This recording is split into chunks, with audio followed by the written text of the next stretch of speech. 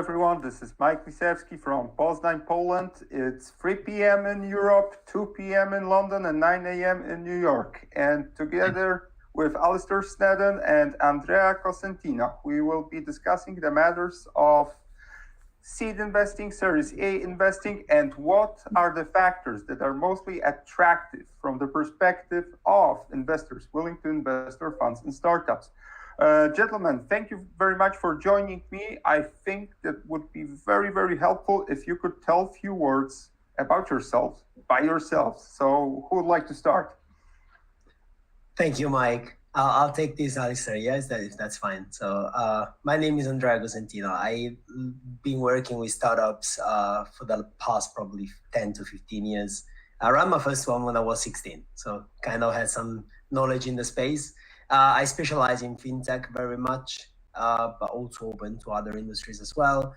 And this is what I've been doing for the last 10 years. I run a small VC startup consultancy, and I like to see new ideas and work with entrepreneurs and founders to help them grow in their business.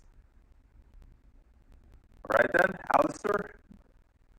Yeah, so my name is Alister Sneddon. I just go by Al. So my background is I've been very much involved in the product and sort of technical side of startups, trying to raise money from investors and going through that journey of trying to pitch and engage with them. I've been doing some fantastic work with Andrea as well, helping on the VC side and speaking to founders and getting to be on the other side of the fence for once and being critical to them rather than receiving it all the time. All right then. Thank you very much for this. I think it's worth mentioning that quite recently you gentlemen synced together. I mean, you teamed up and you're working on something. If you could put a little bit of light on what you're doing currently together. Andrea, feel free. Oh, so I mean, myself and Alister, we've been cooperating. We met because of a startup actually, which I think is a very nice story. And it was in the fintech space. Then we kind of split path for a while. Then me one day calling him up again. I was like, hey, Alister, I have this project. It's like, about working with startups, is helping them growing, kind of consulting, also trying to finance them. And that's when I got his interest, I guess, because he was coming from a very specific area. And then he was like, okay, I would love to get more involved on that side. And honestly, it's one of the smartest people I met in my journey. So I was like, I definitely want to do something together. And that's when, we joined forces with him and other people as well. And we started kind of scaling what we were doing at Ligas Ventures and growing the business. Right now we have plans to shift to more impact focused investing, which is something that maybe I'll leave more space on Alister to describe. But yeah, this is what we've been doing, this is what we is in the plans. Let's see what happens next. Yeah, and as Andrea says, we actually met through a startup where he was one of the investors, became on board. I still remember the event where I met Andrea for the first time after doing our pitch, coming up and asking me more questions about details. And for me, this was my first exposure to really meeting different angel investors and different types of investors and the different needs that they all have and trying to understand it from a business perspective of you're not just selling a product, you're actually trying to raise funds for people who want to be successful as the company grows. Maybe not necessarily so much about the product itself, so it's a bit of a different mindset for me. But as Andrea says, he said, hey, doing this stuff with Likas Ventures, we want to scale up, we're already doing a lot of this consultancy work and we want to actually take it to the next level. And that's very much where I'm at the moment, where I am helping specifically fintech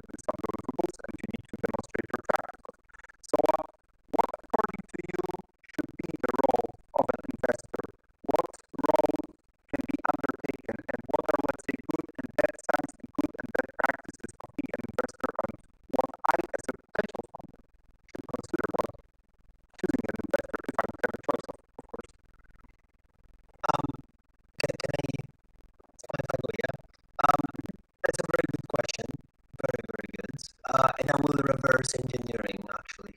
So don't ask what the investor, what you can make for the investor. Ask him what the investor can make for you. Like that was this country in the famous slogan. Now, I think what you have to keep in mind when as a founder, I'm taking the founder's perspective, right?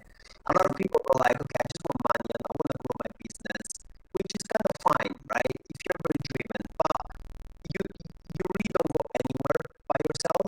It's always a team play anyway, whichever is your internal team or like the people you cooperate and work with outside your company.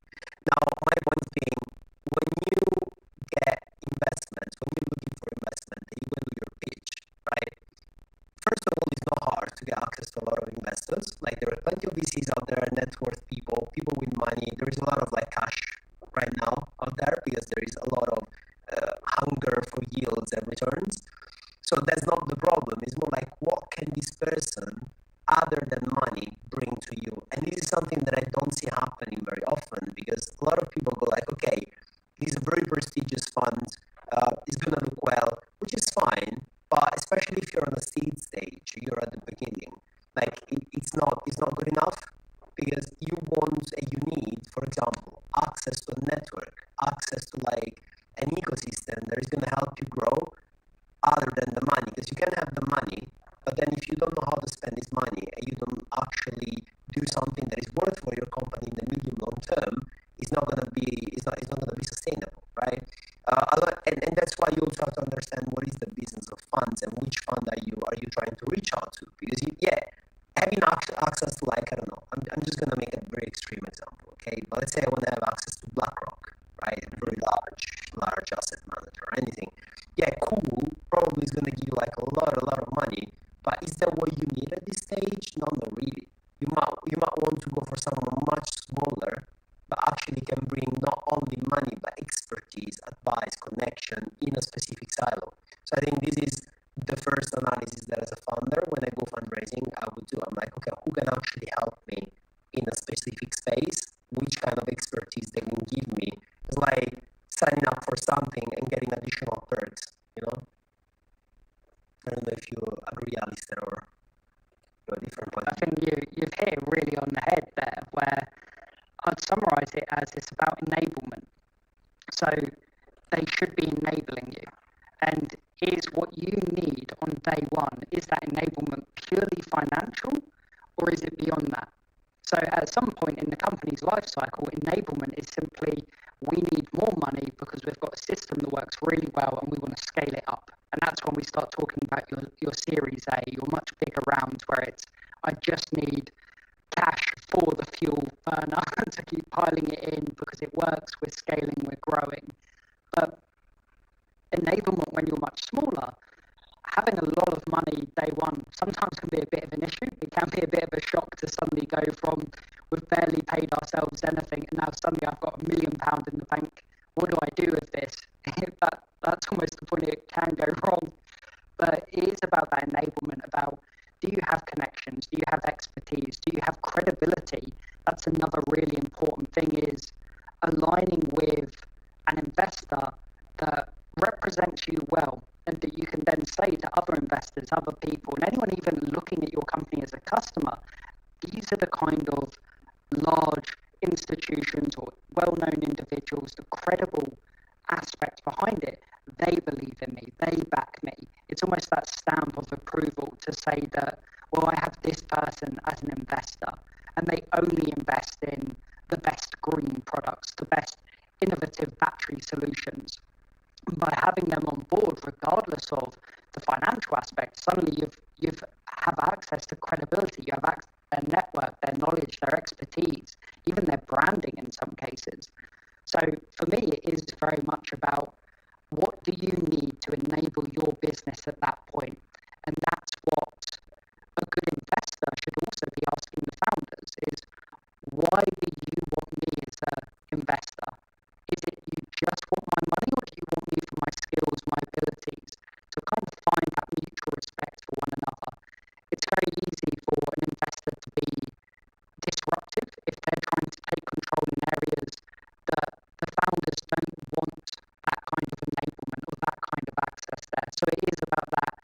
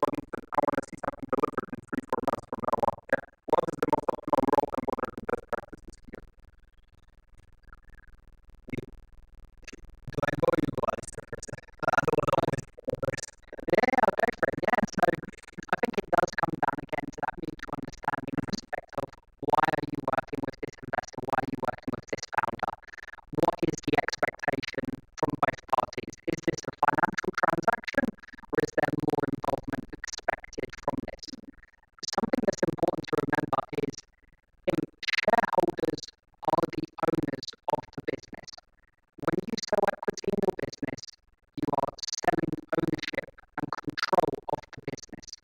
An investor has a right to control your business.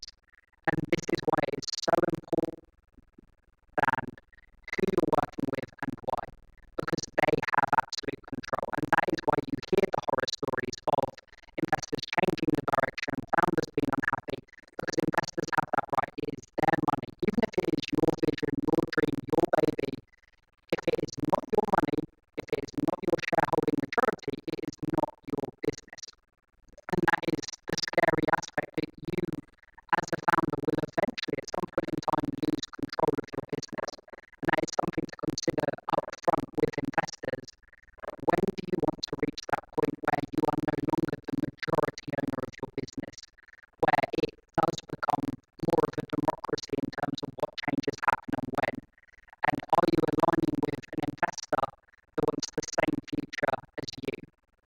Is the investor coming on board and saying, well, I want to be a co-founder, I want to be a member, I love this idea, so I'm just going to take it over and make it my own? Or are they saying, I trust you as an individual to run this, I trust you with my money, give me updates at whatever sort of ritual that you want? That is so important to understand, that they end up owning the business.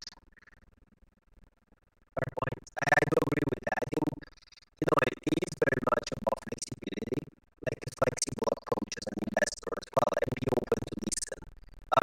That's one of the reasons why, like, a lot of investors, in their like 10 top questions they have, what is your exit strategy, right?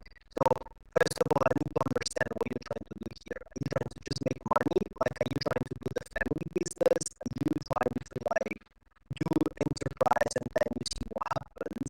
So that's a very first good point to make sure, it's like in a relationship. What do you want out of this relationship? And you don't finish there straight away, and then, if the plan is to get married or just, hang out and whatever happens, happens. And it's kind of the same. And that's one side of it. The other side of it is the flexibility from both parties to hear each other and also to adapt. Because, companies go through cycles, and like business grows, goes to a steady stage, maturity stage, and so on. Now, the same person that is very good at C stage might not be good on a more mature way. On the other hand, the same person that at C stage is going to be just like passive, just investing and watching. He might have such expertise that when the company scales up, he's going to be able to help the company grow. So you go back to my previous point, being get to know the people you're working with, because, as Alister said, like, it's their money. It's their money. They're going to be in the company. They're going to have a piece of the company. They're going to have ownership of the company. So you want to make sure that these are not just like investors, like startups, but it's just literally people that are going to be potentially your colleagues. I can give examples like startups that I've been working with. Like, some of them, it was just like, and they still are maybe just an investment, and it is what it is, also because of maybe of the size or the infrastructure that they have. Others, my idea was to just be an investor or maybe just an advisor or, some board observer or something like that. Turns out I'm actually, I ended up being very, very much involved in the business, like a lot. So I think it really depends, right? There is no such right or wrong answer, but flexibility in one word, I think, is the go-to attitude that you should have.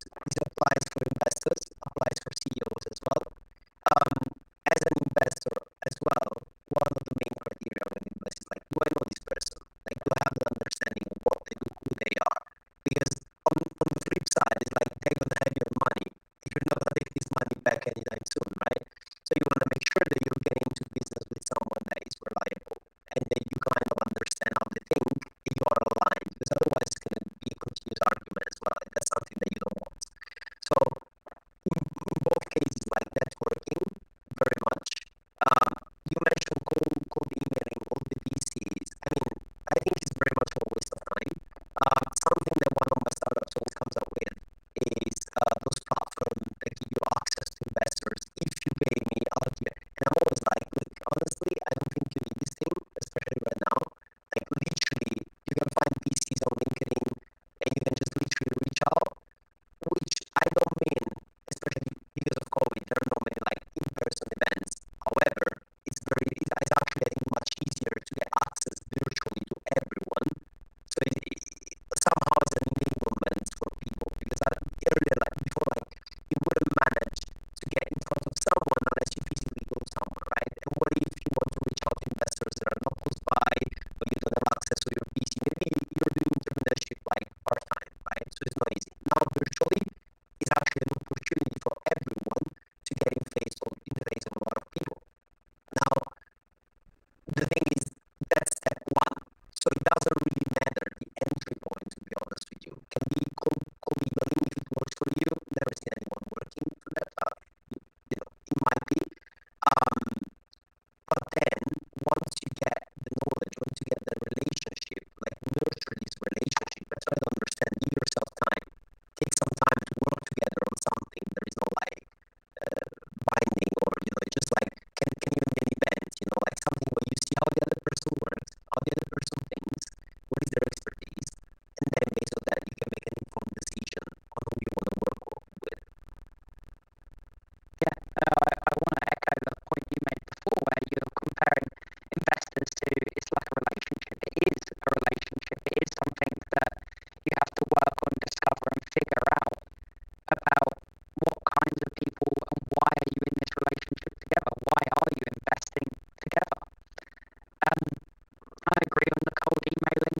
I think when you're dealing with the much larger VCs, a lot of them say, this is an email address, send it in. They get 50 emails every week with different pitch decks. They churn through it occasionally. They might have a form they fill in and stuff. And even if you try them directly, a lot of them will say, I've got this online portal, you deal with those guys. If it's any good, you kind of rise up. With those much larger institutions, you kind of need that introduction. I think that's where having some really good investors in the early days that enable you can really help with those introductions, because it's not random company in my inbox has shown up with another pitch deck that I've seen 50 this week. It's just another one. Suddenly it's XYZ that I've heard of before. I've co-invested with them. I've done another startup with them. They have access to me. When they send me an email, I listen to those emails. I read those ones. So something that can be really useful for how do you actually meet these investors is look at companies that are similar to yours and look at who's invested in them. People who make it public who they're investing and who they're involved with, they want you to know that. So you can look at that and say, well, I see you're on the board of this company and I love what they do and I love your skill set and I'm doing something really similar. I want to tell you about it. Can we have a conversation? And it's still a cold lead, but it's a little bit warmer because you've taken the time to kind of, instead of just blasting everyone with an email, you've picked a smaller subset. It doesn't have to be tiny, it still can be a lot of people. You will have to spend a lot of time doing this, but it's a bit more personal. It's a bit more hand-picked. It also makes them feel, as an investor, it makes me feel special when someone approaches me saying, well, I've sought you out. I haven't just randomly done a filter and said, everyone in here I want to contact. You actually know a little. I'm willing to give you a bit of time because you've clearly put some in as well. So that's always a nice way to kind of start it. And the other beautiful thing about that is investors know investors. It's a very small community. So even when it doesn't work out, ask for referrals, talk to them because they may know someone else. They may have another connection, another network. I think that's a really underutilized aspect is investors do know other investors. Transfer credibility is something that it's key, especially at the beginning. Opens you a lot of doors, and that's what makes you close deal. And honestly, like fundraising is nothing but a sales process, right? Like fundraising is literally like you're selling something, you're selling your idea, you're asking for money in exchange. Difference is that then you give equity, but still, it's like, and if you want to sell and you're selling something that is very expensive, you go to Sotheby's, right? You don't go to the shop or to Country, which is a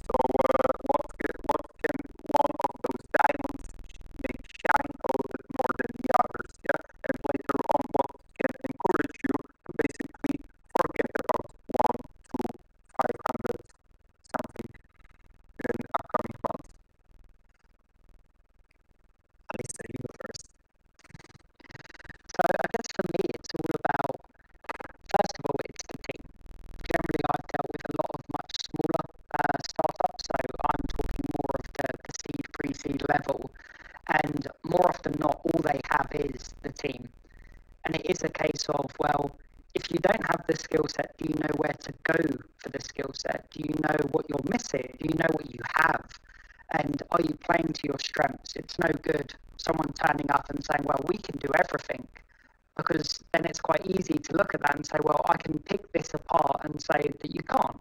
It's very easy for me to prove that, and now you're in a position where I've basically called you a liar. No one wants to be in that position. The relationship's going to be tough. Versus I'm really, really strong at networking and building products. This is my background. I've worked for these companies where I've done something successful, where I was involved in this stage, and this is what I bring to the table, and here's the gaps I have. And that's why I'm raising money, because I want to fill these gaps, because then I'm going to have this full picture. So straight away I feel like, okay, they understand the business strategy because they've identified gaps. They've understood how they're spending money because they're telling me up front why they want this money and how they're going to be using it by bringing it back to those gaps part of this business plan. It's demonstrating focus. As a startup, you can do anything. You can literally do anything you want. That's unattractive as an investor because doing anything is very broad. It could be successful, it might not. You're not a large organization. You can't afford to make too many big bets and mistakes. You need to almost focus down and say, well, this is the bet I'm doing right now. This is my focus. Here's how I'm going to be successful by doing just this. So it demonstrates that kind of alignment within them as a team, that they understand what they're doing, why they're doing it, and they can evidence that back to me. And I guess the final thing I'm really looking for is, why do they want to talk to me? Why have they come all this way to say that I want to speak to you in particular? Why me? Why are you talking to me? Is there something about us together that makes it special? Is there something I can offer you? And are you willing to be upfront about that? Is it a case of you want credibility? Is it a case of you want a connection? What is it? Because it might actually be a case of you've misunderstood what I can offer. And then that can be quite a nice ending of, actually, I can't give you that if you're after this particular enablement. I don't focus in that area. I've had a great conversation and I like what you're about. I might know someone who does help in that enablement area, so then I'll be quite happy to make an introduction and say, oh, I've spoken to this exciting company. I can't help them, but it seemed like a good proposition, so I'm willing to then pass on a referral. So yeah, for me, it's all about that team, that focus, and that open honesty about why you're talking to me and what are you really trying to achieve. What is your game plan for why you want to be a founder? I completely got everything that you said. I'm just gonna add on top of what you said is one comment. In 2021, literally everything can be built. Everyone has amazing ideas that are really good. There is one differentiator, which is execution and drive. The drive of the person, I have to perceive that he or she or them, they're doing it for I'm not gonna say the right reasons, because right reasons is very subjective. Profit could be a right reason, right? But it's more like they have the right drive to follow through. And that's one. And then an indicator of that is how organized are you, how much of a clear plan you have, so how you gonna execute what you say you're gonna do. So as they like to say here, it's I'll tell you what I'm gonna tell you, I'm telling you what I told you, right? And then you literally follow through that, and there is a clear plan.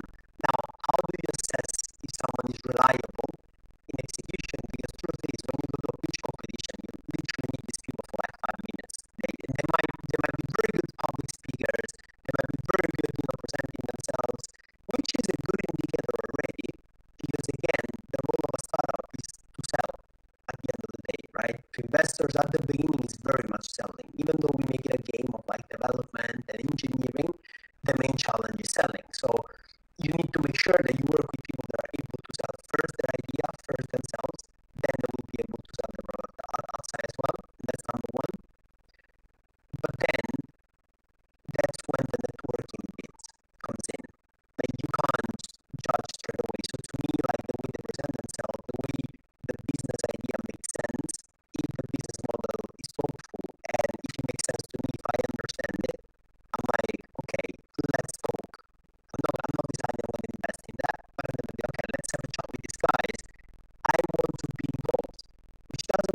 are the investments. Involvement can come in many shapes and forms. It can be like, actually, you know what, nobody invests in you, but if you need an advisory for your board or like something like that, or you just want to be friends and I help you whenever I can, because I really like the product and the idea, but maybe I just don't have money or anything right now, it's still a good way, right?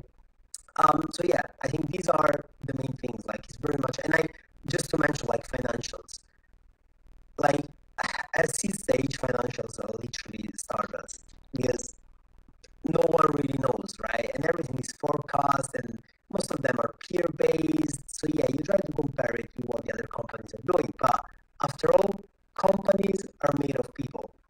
People are all different. So same company with the same Facebook, that if it was myself and Mark Zuckerberg on the same day coming up with the same idea, we would have probably had two completely different destinies because we're different people. And maybe, you know, I'm a slacker and I'm like, you know what, I don't want to work 70 hours per week or anything, and actually he's working 24/7. Or maybe he just knows the right people and I don't, right? So that makes a lot of a difference, I think. Speaking about the difference, because you know every startup is, let's say, investing in a startup is always a little bit associated with gambling, right? Because it may be successful, it might be unsuccessful, it might be basically burning a ton of money. But according to you, as a potential founder, applying for your investment, shall I talk or shall I present in my, let's say, PowerPoint presentation how I would like to change the world, or rather about the profit that I'm about to turn? What's more important? You go first or I go first? Yeah, this is an interesting one. I like this one a lot, actually. This is a really good question because you should prepare both, in my mind, but depending who you talk to changes why you're talking to them. So there are some businesses that quite squarely fall into one of those buckets. Is this a product that is changing the world, is a very emotive product, and you're going to make a real difference? If you have a very, very powerful story, that is a fantastic thing to lead with, and you will attract investors who believe in that story. If you have a product that can scale, or it's got excellent margins and it's got a niche in the market, something that is just 100%, we will make money doing this. It takes time, but there will be clear profit at the end of this. Here is a very clear and prescriptive exit strategy. Both are very attractive, and I've ended up being dragged into both buckets, where there's been certain businesses where it's a case of, this is what we do, and I say, well, okay, that's great, but there's a lot of money to be had there. Who's going to turn up their nose at that? That sounds like a great idea, and you can deliver that. Flip side of that, this is an